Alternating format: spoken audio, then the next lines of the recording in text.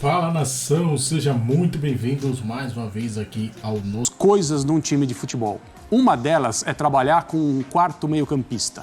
Essa escalação pode ser, ao invés de um 4-4-2, um 4-3-3, com o Gerson jogando no ataque pelo lado direito.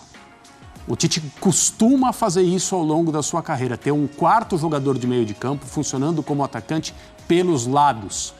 Se ele vai abandonar um esquema com pontas e aparentemente vai abrir o campo com o Flamengo com a bola no pé, com os laterais, é possível que o Alan recue para fazer a bola sair junto com os zagueiros numa saída de 3. Os laterais bem, pelos corredores numa altura bem lá na frente, espetados mesmo, e o Gerson fazendo esse papel pelo lado direito como um atacante, pelo menos no desenho. Isso pressupõe que o Flamengo vai exercer uma marcação próxima à saída de bola do Bragantino. Um grande problema que o Flamengo vai enfrentar nesse jogo é que a pressão do Bragantino é uma das melhores que nós temos na Série A do Campeonato Brasileiro. E jogando em casa, onde o Flamengo não costuma se dar bem, é natural, é até previsível que o Bragantino vá buscar a bola perto da área do Flamengo com muita frequência e com muita intensidade durante todo o jogo. Pois é, olha, então vamos colocar esse retrospecto do Flamengo jogando lá em Bragança contra o Red Bull Bragantino. O André já adiantou, não é um bom retrospecto. Inclusive, o Flamengo nunca venceu lá em Bragança. Em 2023, teve 4-0 em cima do Flamengo. Em 2022, 1-0. 2021 teve um empate em 1-1. Em 2020 também mais um empate. Todos esses jogos pelo Campeonato Brasileiro. E ainda tem um técnico Tite que está muito pressionado, André. E é claro que isso conta. Isso conta sim, porque a pressão de fora para dentro, muito provavelmente, é uma das maiores que o Tite já sentiu na sua carreira como treinador, mesmo tendo passado pelo Grêmio, clube de muita torcida, pelo Corinthians, o Tite foi técnico do Palmeiras, evidentemente o Tite foi técnico da Seleção Brasileira. Sim. Ele tem ao longo aí da sua... Sem falar, claro, Atlético Mineiro, etc. O Tite está acostumado há muito tempo a dirigir times, os chamados times de massa.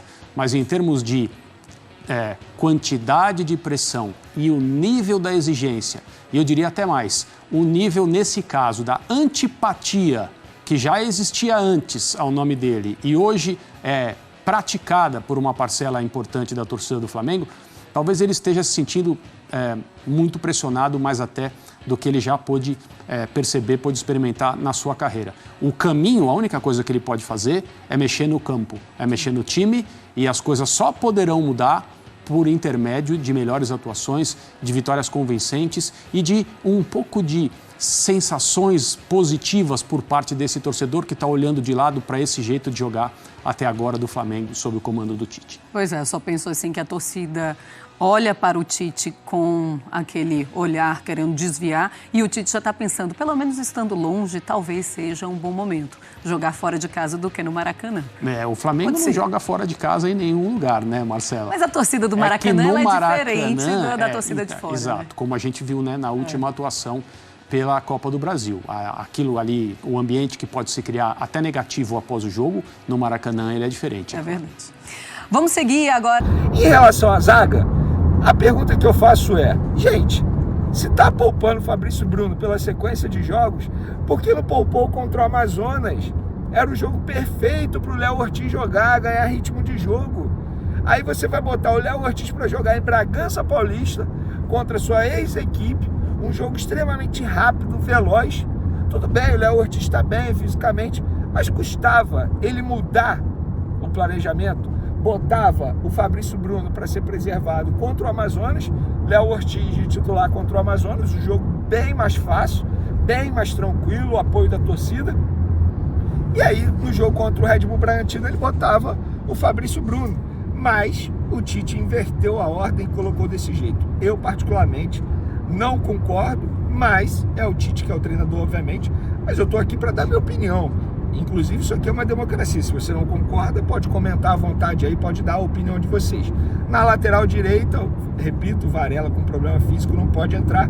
Entra o Wesley, que na minha opinião está preocupando. A verdade é o seguinte, o Wesley não vive um bom momento com a camisa do Flamengo. Um garoto promissor. E a informação que a gente trouxe é que o Flamengo acertou a venda do atacante André Silva para o clube português Estrela Amadora. O jogador já estava atuando pelo clube português, mas por empréstimo.